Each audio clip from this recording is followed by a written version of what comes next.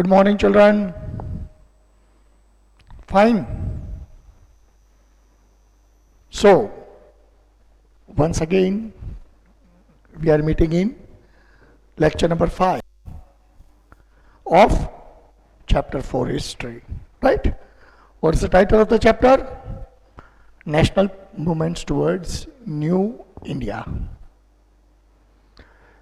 जैसे बच्चों आपको मालूम है कि मैंने जब चैप्टर शुरू किया था तब मैंने आपको बताया था, और हर एक लेक्चर में इससे पहले भी मैंने आपको बताया है कि in this chapter we are suppose to study up to 1926, and as we have proceeded through the chapter, I have explained you each and every event which took place. Right from the failure of revolt of 1857, then awareness coming in India, then coming of 20th century, New India was born, right? Then partition of Bengal, establishment of Muslim League, and then cancellation of partition of Bengal. This was going in track. Now, in last lecture, that is called fourth lecture, as I told you, in third and fourth, basically, third and fourth, as I told you, the national movement which started for Indian freedom struggle, in the initial stage it was very, very moderate, soft. Because say after introduction of education and awareness, a party was established, a party of intellectuals. Because at that time, as I told you a number of times, Bengal was the epicenter of revolt or freedom. Because since Battle of Plassey and Buxar, Bengal province was such a province which was maximum exploited by British. सबसे ज्यादा लूटपाट British ने Bengal province में से की थी, तो जायज है कि सबसे ज्यादा पीड़ा बंगाली लोगों ने सही थी, मतलब वो प्रोविंस वाले। उधर उस वक्त शायद बंगाल नहीं था, बंगाल था, ओडिशा ये सब नहीं था। तो ये जो प्रोविंस है उधर से सबसे ज्यादा लूटपाट ब्रिटिशों ने सही थी, और इसीलिए अवेयरनेस सबसे ज्यादा डेवलप हुआ बंगाल में, एजुकेशन डेवलप हुआ। After failure of revolt of 1857 you studied renaissance in India, and the torch bearer of renaissance, the father of renaissance in India was Raja Ram Mohan Roy, that you studied in 8th standard. Right? Then different institutions were established for upbringing of society, creating awareness in society. Take for example Arya Samaj, Brahmo Samaj, right? And number of things. Okay, this institution possessed different names, but their activity was almost same, whether it was established in Bengal or whether it was established in Gujarat. Activities were same, to bring awareness in society, to push education. And once education is pushed in society, automatically all the evils will come out, which has deep-rooted the Indian society in past era. All these things took place. Indian National Congress established in 1885. Acha, these people who joined this Congress, at that time they were called intellectuals. They were highly learned. And number of freedom fighters, when you study their background, children, you will find maximum people who fought for freedom, who participated in the awareness movement, were basically coming from barrister class. And at that time, to become a barrister, it was not an easy job. When Indian society was gripped with social restriction, social taboos, at that time number of thinkers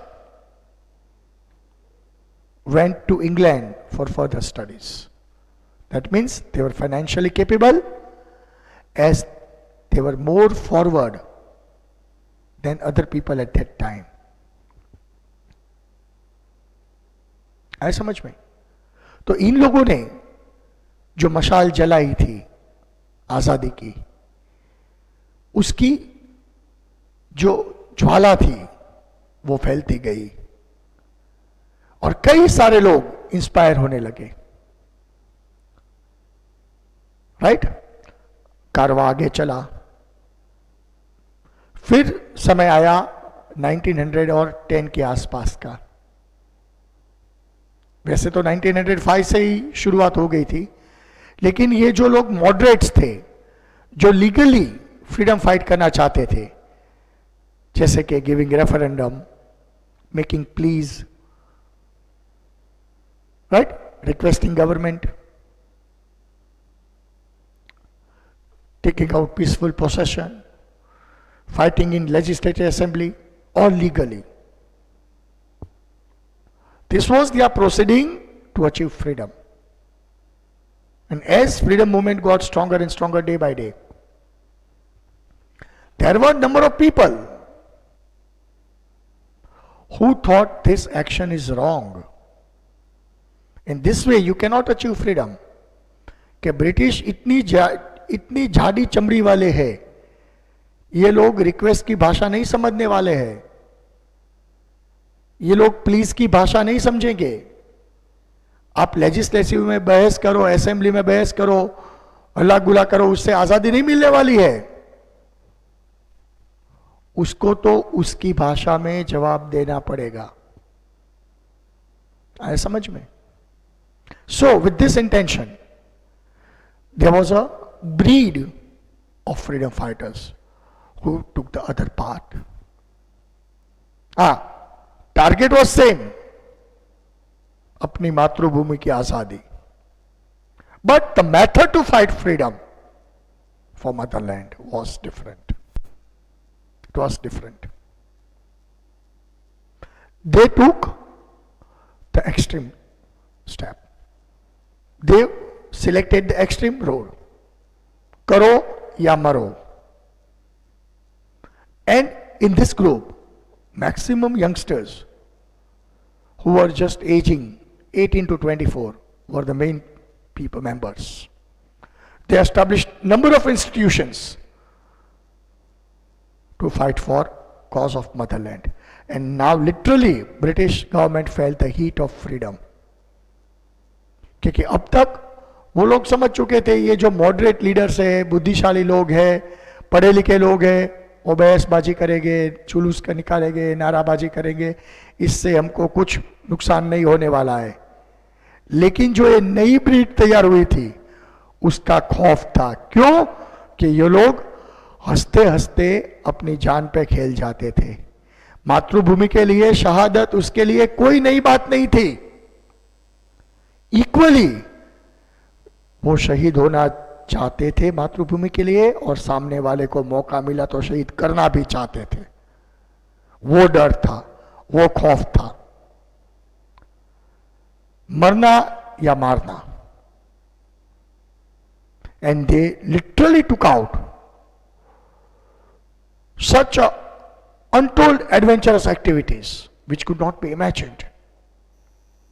And this literally poised threat to British crown.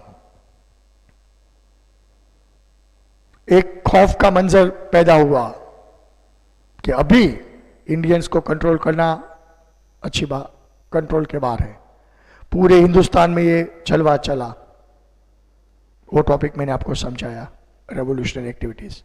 और इन तीनों लोगों के बीच, इनके बीच जो सबसे बढ़िया कड़ी थी, where lakhs of youth were inspired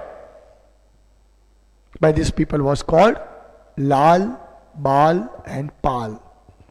Lala Lajpat Rai, Bipin Chandra Pal, and Lokmanya Bal Gangadhar Tilak. One from Maharashtra, one from Punjab, and one from Bengal. They were radical nationalists. Right? And radical nationalism was born. Extreme nationalism was born, which inspired thousands of youths like Bhagat Singh, Chandrasekhar Azad, Ashfaq Ullah Khan, Ram Prasad Bismil, Khudiram Bose, Veer Chafekar, all these people. Right? So, the dimension of freedom fight took a change. It changed not only in India, but it also changed abroad. And at this moment, let me say, in previous lecture, I explained you one huge short note, or I should say answer in detail. Severe revolutionary activities in other countries. And in that lecture, if I am not wrong, I have stressed on this topic and told you to write and learn, because it is one of the most important topic of this lesson, which we are going through. Understood? कारवा बढ़ता गया, समय चलता गया, कई सारे लोग उसमें ज्वाइन होते गए. एक को शहादत मिली तो हजारों शहीद पैदा हो जाते थे. मां भारती के लिए हंसते हंसते अपनी जान देते वो लोग नहीं अचकाते थे. इतना एक जुनून पैदा हो गया था. अपनी मातृभूमि के लिए कुछ भी करने का जुनून था, जिससे ब्रिटिश में खौफ बढ़ा और ये आगे चलता गया. Now it is our new topic that is called Morley Minto reforms 1909. तो हम वापिस पार्टीशन ऑफ बंगाल में जाते हैं. जब बंगाल का बंटवारा हुआ तब मुस्लिम लीग एस्टैब्लिशमेंट हुआ. मुट्ठी भर मुसलमान जो थे ब्रिटिश के वफादार, उसको ब्रिटिश ने कॉर्नर किया और उसके जरिए एक पॉलिटिकल पार्टी का एस्टैब्लिशमेंट हुआ जिसको बोलते हैं ऑल इंडिया मुस्लिम लीग. उसको कई सारी लालचें दी गई कि भाई अब आपको हम अलग इलेक्टोरियल बनाएंगे, आपके लिए अलग कायदे कानून होंगे, आपके लिए अलग संविधान जैसे प्रोविजन होगा.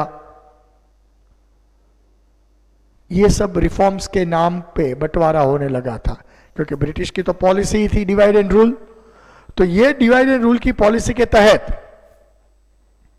जो मुस्लिम समाज में रिफॉर्म्स के नाम से उसको जो भड़काया गया था, बंटवारा किया गया था, उसको हिस्टोरियंस क्या बोलते हैं? Reformation of Morley Minto, which took place in 1909. Right? Come to page number 27. The English adopted the policy of divide and rule to create enmity between Hindus and Muslims in 1906.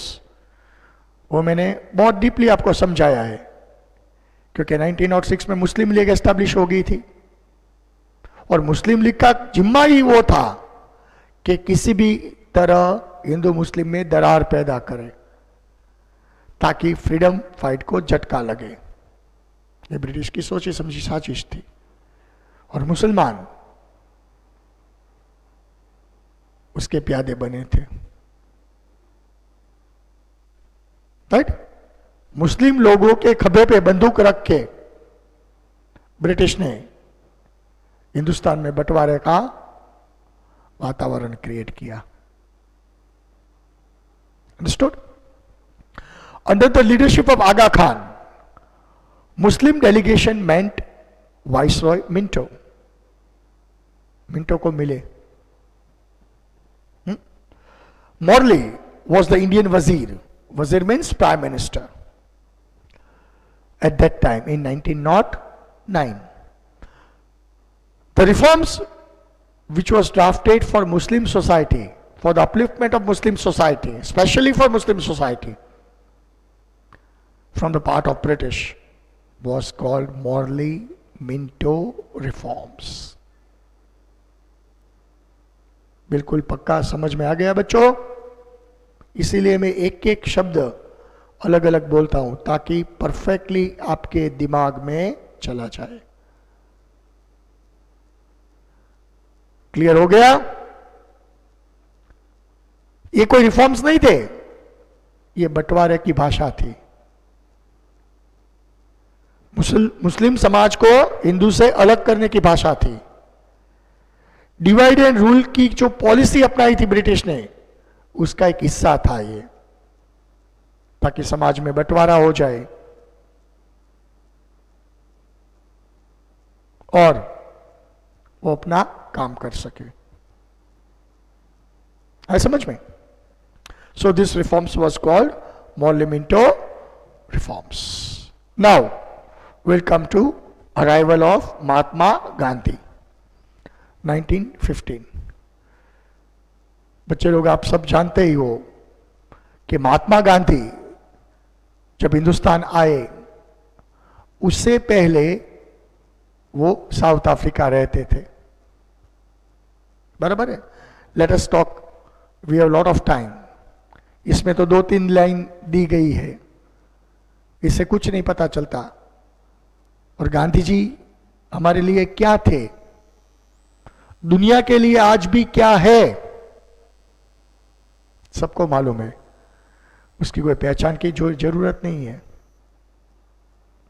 आज भी गांधी जी के आदर्श पे कई लोग जिंदा रहते हैं. Right?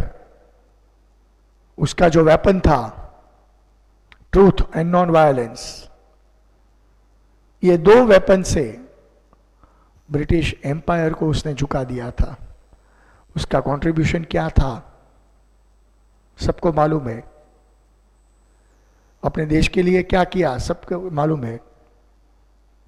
Right? So let us talk about some background. He was one of the foremost lawyer in South Africa. Basically, South Africa was ruled by British, and huge number of Indian population at that time, खास करके हमारे गुजराती लोग south Africa में कई सारी जमीन जायदादें थी. इसमें तो नहीं दिया गया है, लेकिन जब महात्मा गांधी ने बैरिस्ट्री खत्म की, पढ़ाई, late us talk something about detail. पढ़ाई राजकोट में से कंप्लीट की. राजकोट की जो आल्फ्रेड हाई स्कूल है उसमें से उसने पढ़ाई की. फिर आगे जाके वो हमारी आज की जो sir PP institute of science है, राइट? अगर आप वाघावाड़ी रोड पे निकलते हो तो sir PP institute of science, जिसको आज हम साइंस कॉलेज बोलते हैं, पत्थर वाला बिल्डिंग है, उधर उन्होंने आर्ट्स की पढ़ाई की थी. साइंस की कॉलेज तो अभी बनी तकरीबन 20-30 साल पहले, लेकिन वो जब बिल्डिंग बना तो शुरुआत में वो आर्ट्स कॉलेज थी. और अगर आपको मौका मिले साइंस कॉलेज में कई बार जाने का, when you enter that science college premises, as you climb the door steps, footsteps, जो सीढ़ी है उसके राइट हैंड साइड बहुत बड़ी मार्बल स्लैब में लिखा है कि Mahatma Gandhi was the first student, मतलब वो पहली बैच शायद होगी, to pass out from this college. Till today you will see there in science college. बहुत बड़ी मार्बल की स्लैब में कार्विंग किया गया है राइट हैंड साइड पे. कभी आप साइंस कॉलेज आप चाहो विजिट के लिए तो आप जरूर देखना, तो हमारे लिए गौरव की बात है. उसने बीए का ग्रेजुएशन भावनगर में से किया,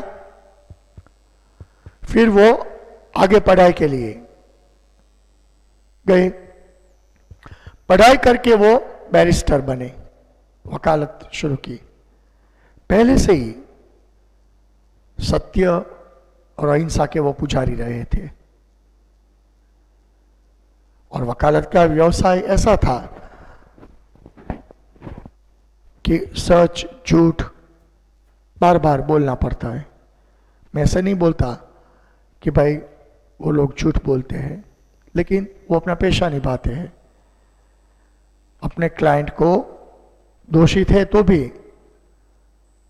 निर्दोष साबित करने की कोशिश होती है, उसका वो पेशा है। जैसे हम टीचिंग करते हैं, डॉक्टर अपना काम करते हैं, टीचर अपना काम करते हैं, वैसे वकील वकालत का काम करते हैं। तो इसकी वजह से he was not in the circuit of lawyers, क्योंकि कई बार अंदर ऐसा होता था ये मैं गलत कर रहा हूं, और गलत पहले चाहिए। फिर वो वकालत के लिए मुंबई चले गए। उस वक्त गुजरात और महाराष्ट्र नहीं था, पूरा बॉम्बे स्टेट था, राइट। और ज्यादातर लोग हमारे कच्छ और जामनगर साइड से मुंबई में बड़े बड़े कारोबार उस वक्त करते थे। उसमें से एक बड़ा नाम था नानजी कालिदास एंड सन्स, जो आज वो ग्रुप जिंदा है। Let me tell you, this is some extra general knowledge I am delivering you. आपने शायद ये नाम सुना होगा सीमेंट कंपनी का, Siddhi cement, right. Siddhi cement जो है वो ग्रुप की प्रोडक्ट है, नानजी कालिदास एंड सन्स। और दूसरा बड़ा नाम था दादाजी धाकजी एंड ब्रदर्स, बहुत बड़ा नाम था। और उसका कारोबार अफ्रीका में हिंदुस्तान से बड़ा था। Basically this group belong to Jamnagar, Porbandar, Jamnagar सब उस वक्त स्टेट थे, भायात स्टेट जिसे बोलते हैं, पहचान वाले। उधर कोई लीगल मैटर रही होगी दादाजी धाकजी एंड सन्स की। और महात्मा गांधी इतने लॉयर्स की सर्किट में इतने प्रभावित नहीं थे मुंबई में, तो सोचा गया कि क्यों ना ये लड़का पोरबंदर का है, हमारा है अपना, और बड़ा निष्ठावान है, सत्यवादी है, तो क्यों ना हम उसको अफ्रीका भेजे अपने लॉ के लिए, अपने कामकाज के लिए।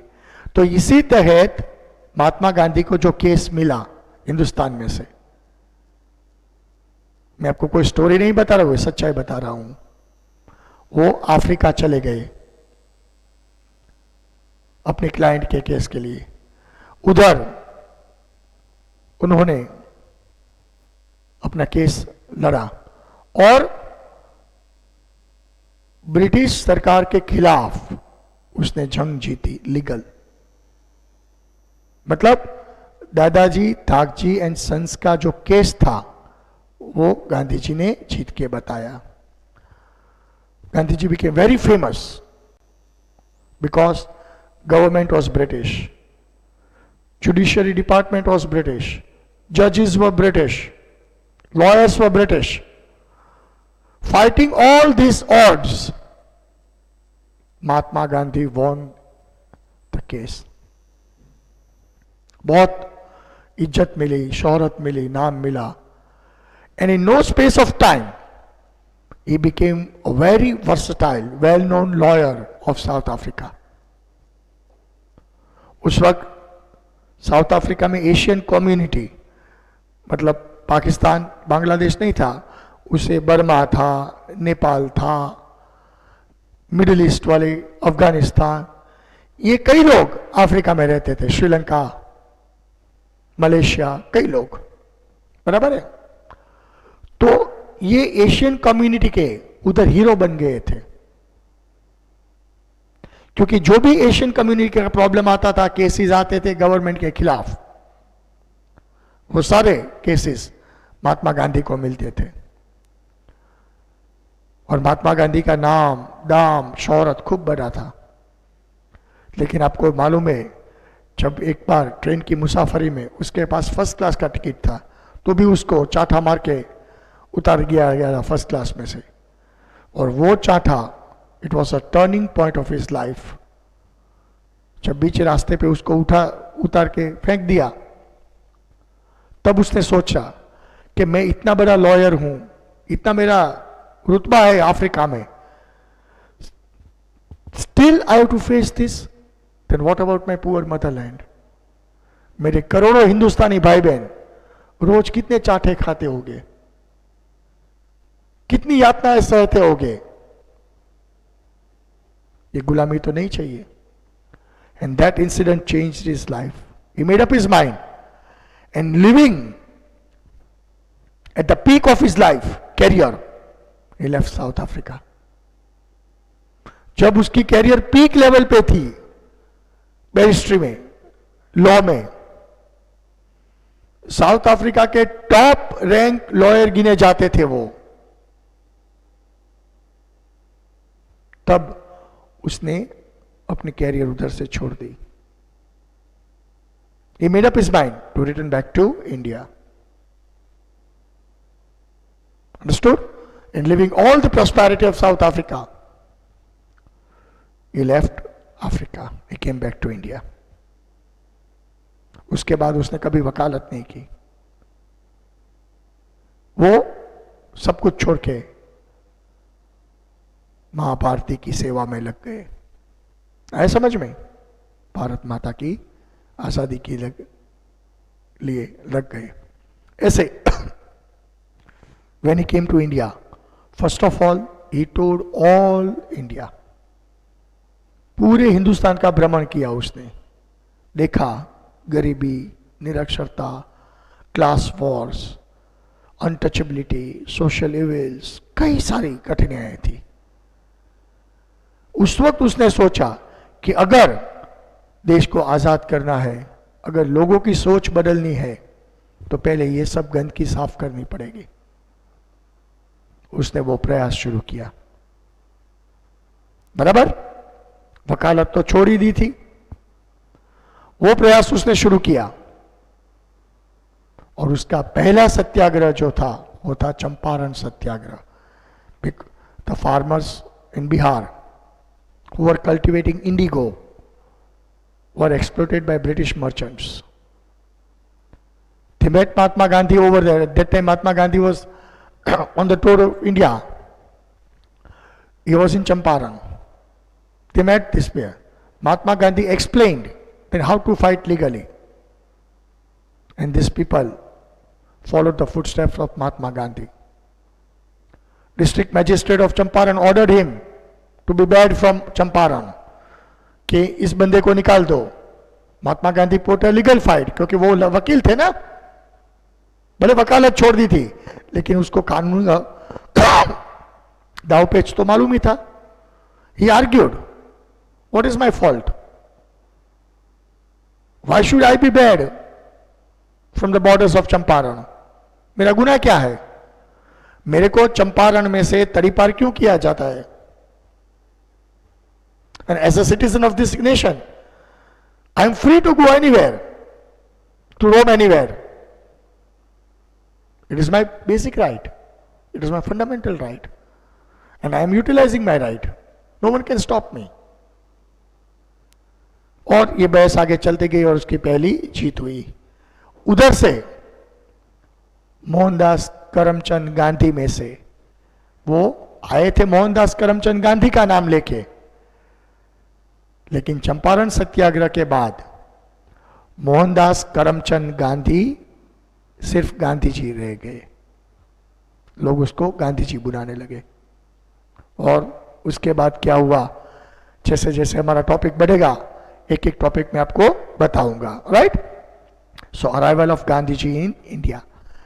Gandhi ji return to India in 1915। उसके पहले का बैकग्राउंड जो इधर 2 लाइन दिया है, मैंने आपको पूरा हिंदुस्तान से अफ्रीका को कैसे गए, क्या क्या काम उसने किया, और अफ्रीका में कैसी इज्जत मिली थी, वो सब छोड़ के अपनी मातृभूमि के लिए वो वापस आ गए थे।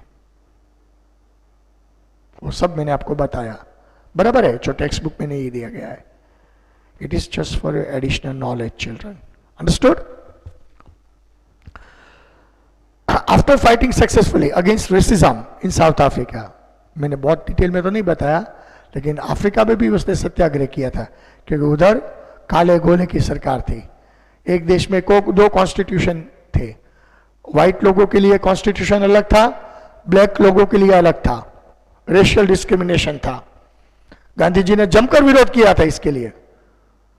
हम एशियन लोग जो थे वो काले भी नहीं थे, गोरे भी नहीं थे, हम कलर्ड पीपल बोले जाते थे. और 10th स्टैंडर्ड में आपको इंग्लिश टेक्स्ट में इसका एक लेसन आएगा. जैसे हम महात्मा गांधी को याद करते हैं as a father of a nation, जैसे अफ्रीका आजाद हुआ तो उसके देश के लिए जो महात्मा गांधी थे वो थे doctor Nelson Mandela. He was a follower of Mahatma Gandhi. 27 साल तक उसको जेल में रखा गया, और जब 90s में अफ्रीका आजाद हुआ तब उसको जेल से रिलीज किया गया. He became the first president of Africa.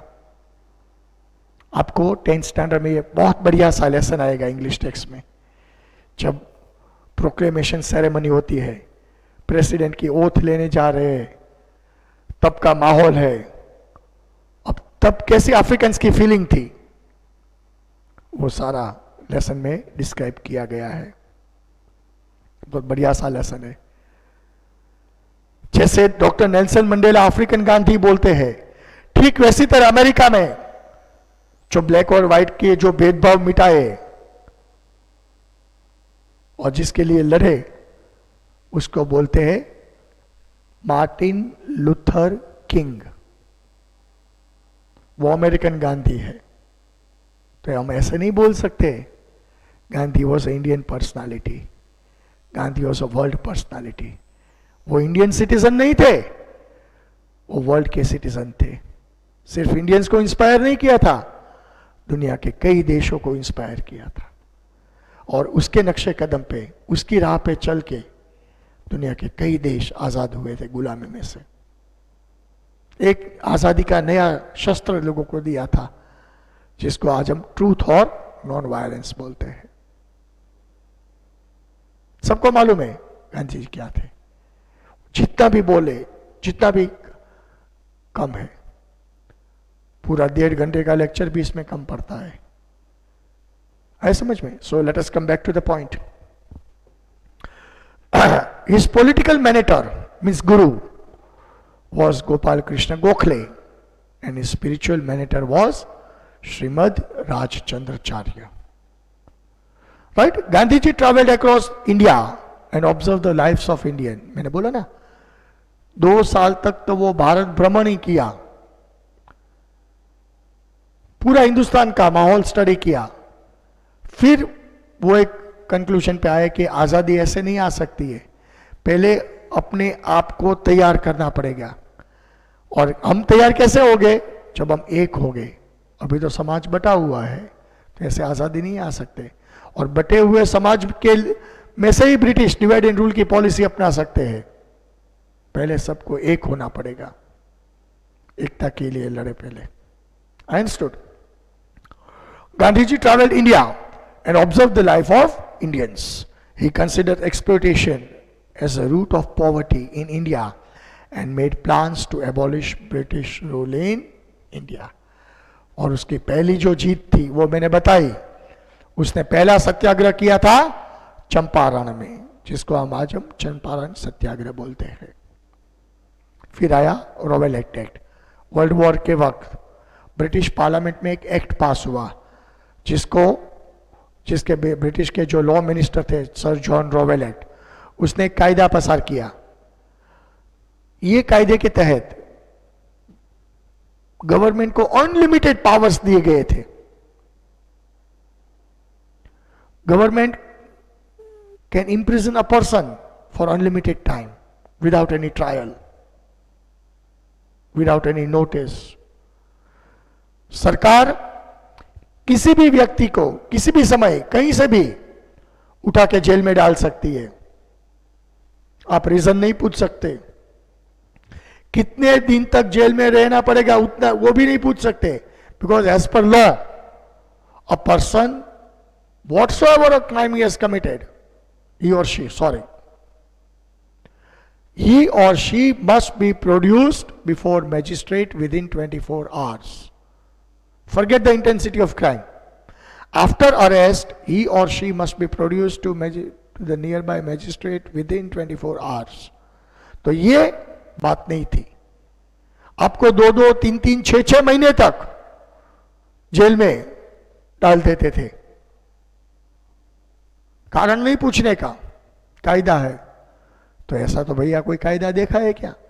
People of India vehemently oppose this act. लोगों ने इस कायदे का नाम दिया था ब्लैक एक्ट.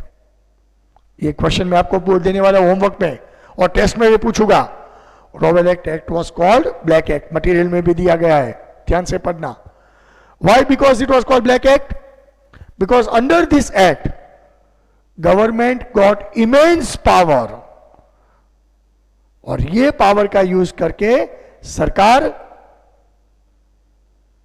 फ्रीडम मूवमेंट को क्रश करना चाहती थी. They wanted to crush the freedom movement which was gaining strength day by day. Understood? So let us study about Rowlatt act 1919. Right? Rowlatt act 1919. The British government formed the Rowlatt Act under the chairmanship of Sir John Rowlatt, the Minister of Law, in 1919. British Parliament. Parliament में कायदे बनते हैं ना. This act was framed for the purpose of suppressing revolutionaries and nationalists. दबाने का कायदा था किसी भी तरह हिंदुस्तान की आजादी को दबाया जाए. Right? This act came to be known as black act because it was mean to suppress. Now underline this line. It is a very important line for this answer. Actually it you can say this line is the heart of the answer. This act was meant to suppress individual freedom and freedom of speech. Understood? बोलने की मनाही, कुछ काम करने की मनाही, और oppositely British को अनलिमिटेड, गवर्नमेंट को अनलिमिटेड पावर्स थे. किसी भी हद तक जाके वो किसी लोग को, कोई भी बंदे को वो हैरान कर सकते थे. ऐसे थोड़ी चलता है. According to this act, any suspicious person, any suspicious मतलब ब्रिटिश सरकार को जिस पे शंका लगे उसके हिसाब से वो किसी को भी अनलिमिटेड टाइम तक जेल में डाल सकते थे. और इसका उसने भरपूर प्रयोग किया था फ्रीडम फाइटर्स पे. फ्रीडम फाइटर्स को उठा उठा के जेल में डालते थे, और सिर्फ जेल में डालते ही नहीं थे, कई सारी यातनाएं भी सहनी पड़ती थी उधर. आए समझ में? According to this act, any suspicious person could be arrested and jailed without conducting any trial against him. हफ्ते, 2 दिन, 5 दिन, महीना, 2 महीना, 6 महीना, अनलिमिटेड टाइम, नो ट्रायल. तो भैया दुनिया में कोई भी ऐसा कायदा कभी देखा है क्या? है? कभी ऐसा देखा है क्या? ऐसे थोड़ी चलता है. That is why Gandhi ji call black act and Motilal Nehru considered as snatching away of argument, appeal and advocacy. Gandhi ji called this act as a black act. And equally Motilal Nehru also opposed this act, because under this act the freedom of thought and speech was totally snatched away by government. जो किसी भी देश में कोई भी citizen बर्दाश्त नहीं कर सकता. है समझ में? The British government gained immense power under this act. to suppress any kind of opposition. ये कायदे का दुरुपयोग करके वो लोग फ्रीडम मूवमेंट को क्रश करने में लग गए, किसी भी तरह वो दबाना चाहते थे. लेकिन ऑपोजिटली हमारे फ्रीडम फाइटर्स भी कहां डरने वाले थे, है? वो भी कहां डरने वाले थे. कोई भी कायदा ले आओ, हम तो अपना काम करेंगे, किसी की परवाह नहीं थी. समझ में. So, leaders and the people at large expressed their opposition. Meeting, rallies, shows, and strikes were organized against it. Understood? Gandhiji was arrested in Delhi. Gandhi ji को उठा लिया, पूरे देश में माहौल तंग हो गया. When Dr. Satyapal and Dr. Kilchu were arrested in Punjab, the agitation became severe. वो लोकल लीडर्स थे, उसको भी नजरबंद किया गया. लोगों ने जबरदस्त प्रोटेस्ट किया. And the movement became stronger. The government vehemently tried to suppress all opposition. सरकार ने साम, दाम, दंड, भेद सब नीति अख्तियार कर ली, लेकिन वो सफल नहीं हुए. तो ये था हमारा आज का टॉपिक. जलियांवाला बाग मैंने लिखा है, लेकिन वो बहुत बढ़िया टॉपिक मैं आपको डिटेल में बताऊंगा, लेकिन अगले लेक्चर में. है समझ में? आज का जो मैंने पढ़ाया तो 4th लेक्चर था जिसमें मैंने एक इंपॉर्टेंट क्वेश्चन बोला था, वो भी आज हम होमवर्क में इंक्लूड करते हैं ताकि 2 बार ये आंसर हो सके एंड आपको ये जल्दी से लर्न हो जाए. Right children? So homework is repeated in this lecture once again. So it is your time to take your homework. Come on children, note down your homework.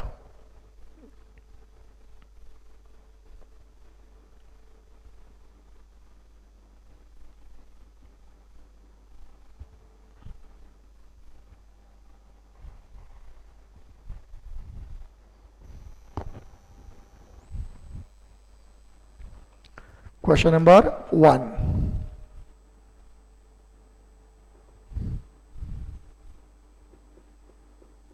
Write a detailed note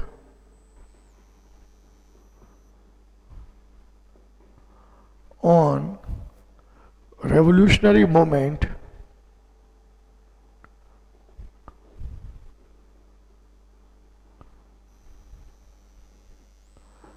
in foreign countries.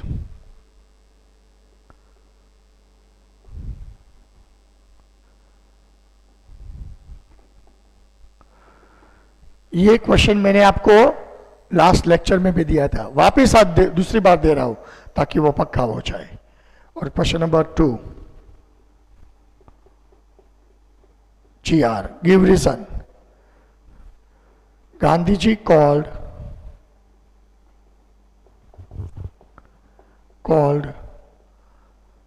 Rowlatt Act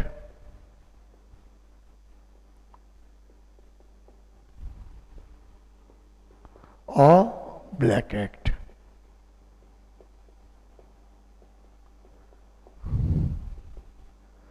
Right? This is your question. ये question भी important है, ये मैं पूछने वाला हूं. Question number 1, write a detailed note on revolutionary movement in foreign countries. And GR, Gandhi ji called Rowlatt Act a Black Act. तो ये हमारा आज का लेक्चर था. अगले लेक्चर में आपको डिटेल में बताऊंगा जलियांवाला बाग और उसके बाद कौन सी घटनाएं हुई, नॉन कोऑपरेशन मूवमेंट के बारे में, फिर कांग्रेस पार्टी कैसे स्प्लिट हुई, स्वराज पार्टी कैसे बनी और फिर बाद में क्या हुआ, वो हम चर्चा करेंगे अगले लेक्चर में. Right? So I hope you have understood this lecture. I hope you enjoyed this lecture. Send your homework for these 2 questions. Okay children? Take care, good bye.